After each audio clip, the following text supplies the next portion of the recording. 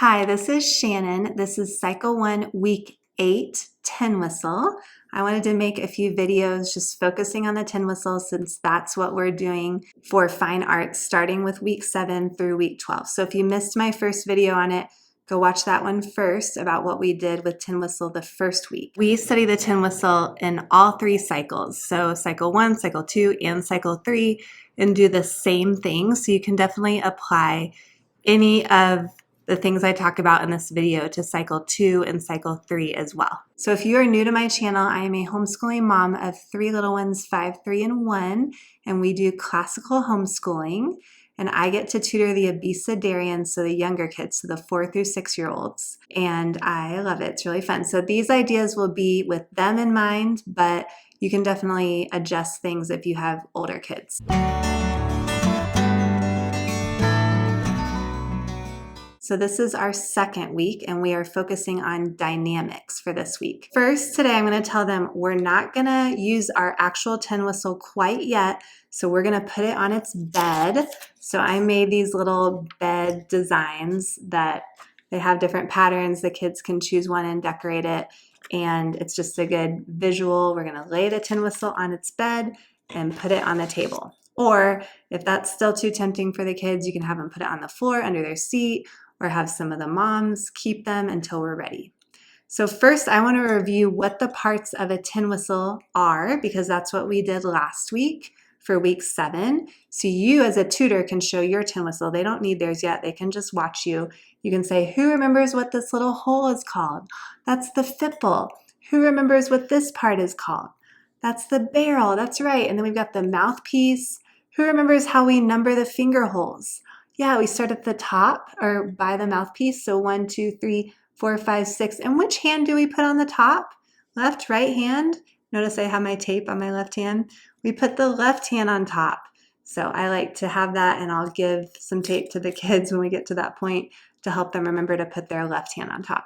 Then you can remind them of the song that we sang last week that goes to the tune The Muffin Man. And it goes like this. Do you know the tin whistle, the tin whistle, the tin whistle? Do you know the tin whistle? These are its parts.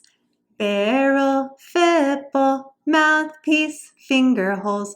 1, 2, 3, 4, 5, 6. Left hand on top. So you can review that with them. Then you can say, okay, we're also going to talk about how we hold the tin whistle, what the right position is. So I want you to give me a thumbs up if you think it's the correct way I'm holding it, and a thumbs down if you think I'm not holding it correctly. Or first, you could show them holding it like this. You're like, thumbs up or thumbs down? Thumbs down, no. Or what about like this? Thumbs down, no. What about like this? They might laugh. No, thumbs down. What about like this? Oh, that looks better. Thumbs up. Okay, so that shows them the correct way to hold it. All right, then you can tell them we are going to learn about dynamics today. So that means how loud or softly we are going to play or sing. And you can remind them that our song this cycle is Twinkle, Twinkle, Little Star. Each cycle has its own song. So Cycle 1 has Twinkle, Twinkle, Little Star as the song. Cycle 2, the song is Mary Had a Little Lamb, and you can find that song on page 181 in the Foundations Guide. The song for Cycle 3 is Yankee Doodle, and you can find that on page 253 in the Foundations Guide. So if you're watching this video and you're not in Cycle 1, just anytime I mention Twinkle, Twinkle, Little Star, substitute that with whatever song matches with the cycle that you are in. So you can say, I'm going to first sing this in a way that we call piano. So I want you to tell me what you think piano means by listening to me sing this song. So I'm going to go like this. Twinkle, twinkle, little star, how I wonder what you are. Like, how am I singing that? I'm like, oh, quietly. Oh, yeah, quietly. So piano means quietly. And here's our symbol for piano, just a P. Piano means quietly. So if we say piano, it means we're going to sing or play quietly, as opposed to forte. And here I'm going to sing Twinkle, Twinkle, Little Star in forte. Twinkle, twinkle, little star, how I want. So what did that sound like? Oh, that was loud. So forte means loud. So piano, what did that mean? Softly. Forte, what does that mean? Loud. So I have these cards that you can download for free with all of these that we're going to talk about today. I'll link below where you can get them. So we're going to talk about that. All right, then we're going to talk about, we have two more, mezzo piano and mezzo forte. So you could ask, anybody have an idea what mezzo means? Mezzo is actually medium. So if I have pianissimo, super quiet, and then piano, and then I have mezzo piano, so it's kind of medium quiet. It's not as quiet as piano, but medium quiet. Then I have mezzo forte, so it's a little bit louder, and then forte loud, and then really loud fortissimo. Then you can now have the kids get their tin whistle off of their beds, and you can have them practice putting the left hand over the right hand. Now again, little kids, it's going to be really hard for them to put their finger totally over the hole. So help them, and if they're just having a really hard time with that, maybe just have them put their first finger on the top hole and say, okay, we're going to practice playing some of these. So when we blow into our tin whistle, do we just like spit in it, or how do you think we would blow in it? And see what they think.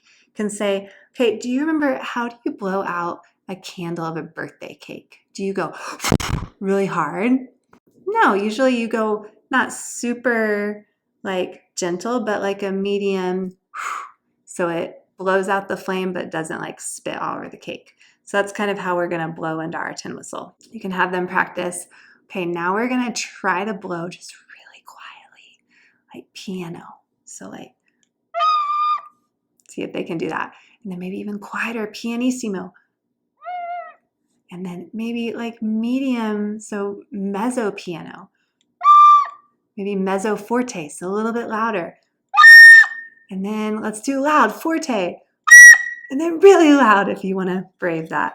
So you could have them try that. You definitely don't have to do that. If you think it's better to not bring out the tin whistle, you could just have them put these cards in order, or you could have them rotate singing Twinkle, Twinkle, Little Star in any of the 6 different dynamics that we talked about, and see if the other kids can guess. So there's different things you can do with that. So if you do have them play some of the tin whistle, I would advise being the conductor again and going 1, 2, ready, play, and then having them blow in it, talking to them about unison, playing in unison, not cacophony, stuff like that, so they can start to learn that. So that is what we're going to do for week 8 of tin whistle. Again, I showed this last week, but I made this packet of just different worksheets and activities you can do related to the tin whistle, either while tutoring or at home. And I wrote out my lesson plans for each week that I'm sharing. This is free. I'll link below in the description how you can download it. This definitely doesn't replace the foundations guide, so I would highly recommend going first to this. There's a section with the tin whistle, and you can read about each week. So this should be the first thing you do.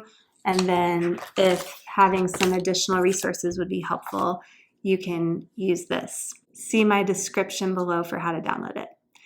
Thank you so much for watching, and stay tuned for week 9 of cycle 1 for what we're going to do next with tin whistle.